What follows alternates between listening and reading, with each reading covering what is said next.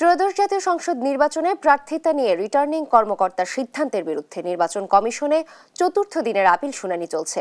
শুনানিতে নেতৃত্ব দিচ্ছেন সিএসি এএমএম নাসির উদ্দিন।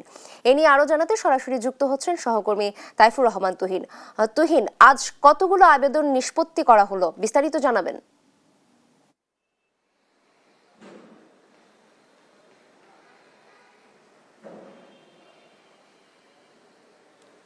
ধন্যবাদ আপনাকে। জানেন যে যথারীতি প্রতি দিনের মতোই কিন্তু সকাল 10টা থেকে এই আপিল শুনানি শুরু হয়। আজও কিন্তু তাই হয়েছে। আমরা দেখেছি যে আজ সকালে কিন্তু এই কার্যতালিকায় রাখা হয়েছে 70টি আপিল।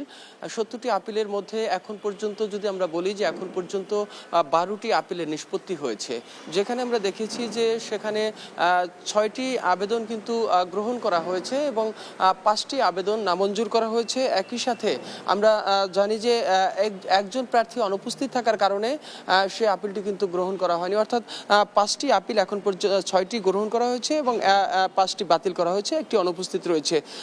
এর মধ্যেই আমরা যেটি দেখেছি যে এর মধ্যে অধিকাংশই কিন্তু রয়েছে স্বতন্ত্র প্রার্থী, যাদের প্রার্থীতা নামঞ্জুর করা হয়েছে। তবে আমরা দেখেছি যে আজকে কিন্তু ঢাকার একটি আসনে, যেখানে জাতীয় পার্টির মনোনীত প্রার্থী ঢাকা 12 আসনে তার প্রার্থীতা কিন্তু মঞ্জুর করা হয়েছে, অর্থাৎ তার যে রিটার্নিং কর্মকর্তা তার যে আবেদনটি বাতিল করেছে সেটি কিন্তু মঞ্জুর করেছে। এভাবে করে আসলে এখন পর্যন্ত যদি আমরা বলি যে আসলে গত 3 দিনের যদি একটি পরিসংখ্যান আপনাদেরকে দেই, তাহলে তৃতীয় দিনের মতো আমরা যেটি দেখেছি যে মোট গতকালকে পর্যন্ত কিন্তু 110টি আপিলের শুনানি হয়েছে, যার মধ্যে 151টি মঞ্জুর করা হয়েছে এবং 47টি আপিল কিন্তু নামঞ্জুর করা হয়েছে।